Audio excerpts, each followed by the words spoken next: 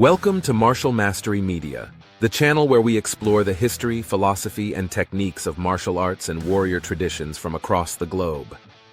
If you're passionate about learning how legendary fighters trained, fought, and defended their people, you've come to the right place. In today's episode, we journey to southern Africa to uncover the powerful combat traditions of the Zulu warriors, the Impi, whose battlefield strategies, discipline, and martial innovations made them one of the most formidable fighting forces of the 19th century. The story of the Zulu Impi is one of transformation, ingenuity, and sheer courage, where raw tribal warfare evolved into a military system that rivaled any in its precision and ferocity. Before we begin, don't forget to subscribe to Martial Mastery Media and hit the notification bell so you never miss an episode. Please like this video and share it with your friends, family, and fellow martial artists. Explore our ever-growing catalog of videos on martial arts history, legendary masters, techniques, and warrior cultures. Also, for those who enjoy exploring mysteries beyond the battlefield, check out our other channels, Galactic Secrets, uncovering the mysteries of space, time, and extraterrestrial life. Myths Through Time, delving into the timeless tales of gods, heroes, and ancient civilizations. Links to both are in the description below. Thank you for being part of the Martial Mastery Media community. Your support helps us preserve and share the true history of warriors from every corner of the world. Now let's march into battle with the Zulu Impi. 1. Origins of the Zulu. Impi. The word Impi refers to both a regiment and a collective fighting force in the Zulu kingdom. Under the visionary leadership of King Shaka Kasenzanga Kona, known as Shaka Zulu, 1787-1828, the Zulu transformed from a small clan into one of Africa's greatest military powers. Before Shaka's reign, warfare among African tribes was largely ritualistic, with small skirmishes, symbolic raids, and minimal casualties. Shaka revolutionized this by creating a professional standing army, uniting scattered tribes under one disciplined banner.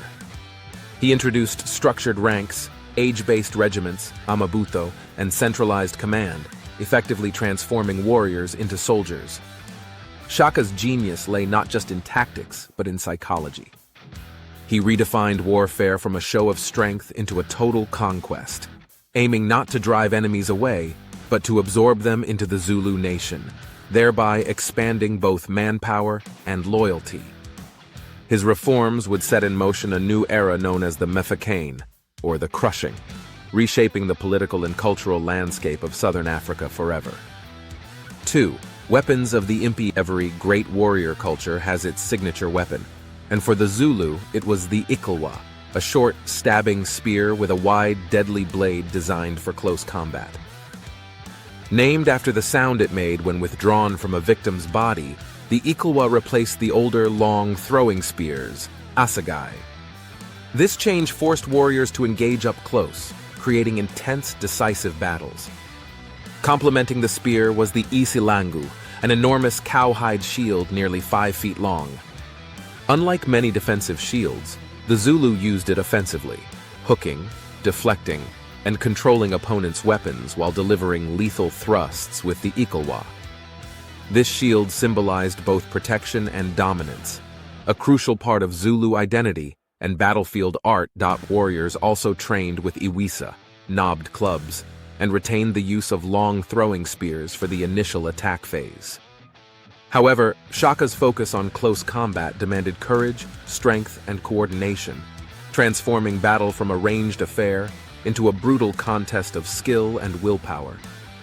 3. Training and discipline. The Zulu Impi was one of the most disciplined military forces ever seen in pre-colonial Africa. From a young age, Zulu boys entered the amabuto system, where they underwent years of physical conditioning, survival training, and moral indoctrination. They ran long distances barefoot to toughen their feet, trained with live weapons to sharpen instincts, and sparred daily to perfect coordination and precision. Warriors learned to fight in formation, move silently, and follow orders without hesitation. Endurance was everything. They could march over 50 kilometers a day carrying full gear and still engage in battle without rest. Each regiment had its own distinctive uniform, colors, and headgear made from feathers or animal hides, symbols of pride and unity. The warriors also lived communally in military kraals, fostering loyalty not only to their comrades but to King Shaka himself, whose word was absolute law. Disobedience or cowardice was met with severe punishment, while bravery earned eternal honor. 4. Battlefield formations. The Horns of the Buffalo. The most iconic Zulu tactic was the Horns of the Buffalo, Impondo Zankomo formation, a brilliant, flexible battlefield strategy designed to encircle and annihilate the enemy. The chest, Isifuba. The central force engaged the enemy head-on, locking them in fierce combat. The horns, Izimpondo. Two flanking units swept around both sides, closing in to trap and crush the enemy from the rear. The loins, Umuva. A reserve force stationed behind, ready to reinforce weak points or pursue fleeing enemies. This strategy was both psychological and tactical. As the enemy panicked under the forward assault, the horns would close in with terrifying speed, ensuring total destruction. Few armies could withstand its precision and coordination. Even European observers later marveled at its sophistication, comparing it to Roman and Napoleonic formations. 5. Duels, morale, and rituals. For the Zulu, warfare was not merely about killing. It was a sacred duty rooted in ancestral reverence and spiritual strength. Before battle, warriors would undergo ritual purification, chant war songs, and perform dances that invoked courage and unity. The Ndlamu dance, with its high kicks and stamping, was both a training drill and a way to psych up the troops. Individual duels between champions often occurred before large engagements, serving as omens and morale boosters. Victory in these pre-battle duels inspired regiments, while defeat demanded vengeance. The Impi's war chants echoed across the plains, shaking the hearts of enemies long before the first spear was thrown.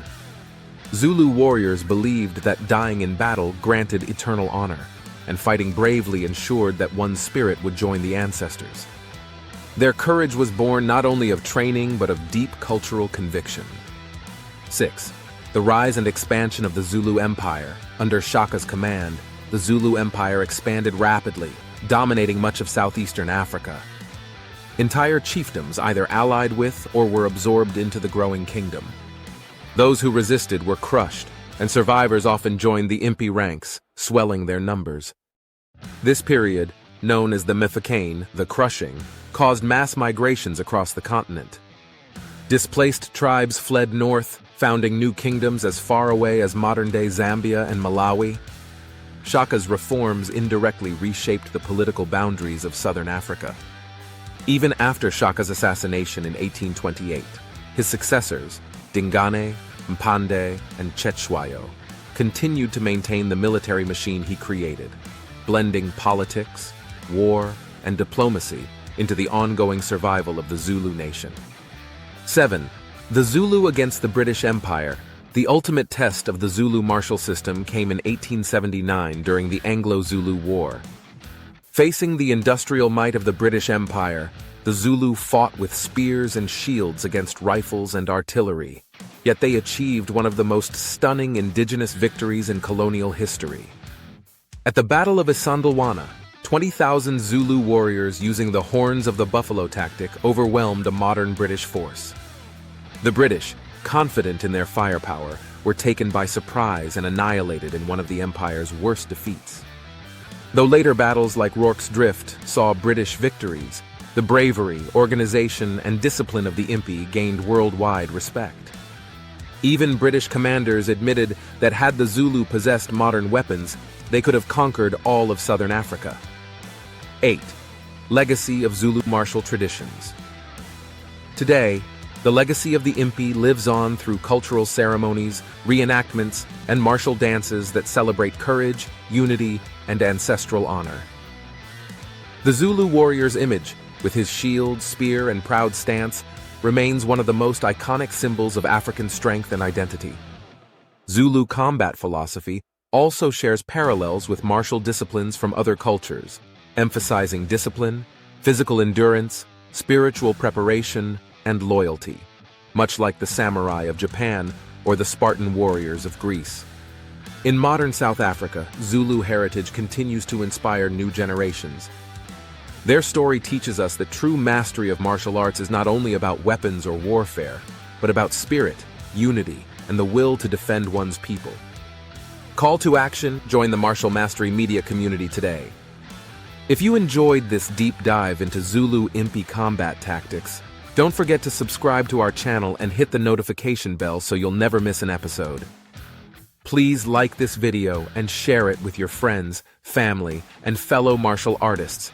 Help us grow this community and keep the legacy of warrior history alive. Also, explore our catalog of videos on martial arts masters, techniques, legends, and philosophies to continue your journey through the world's warrior traditions. And if you're fascinated by mysteries beyond combat, check out our other channels, Galactic Secrets, where we explore space, science, and extraterrestrial theories. Myths Through Time, where we unravel the myths, gods, and heroes that shaped human civilization.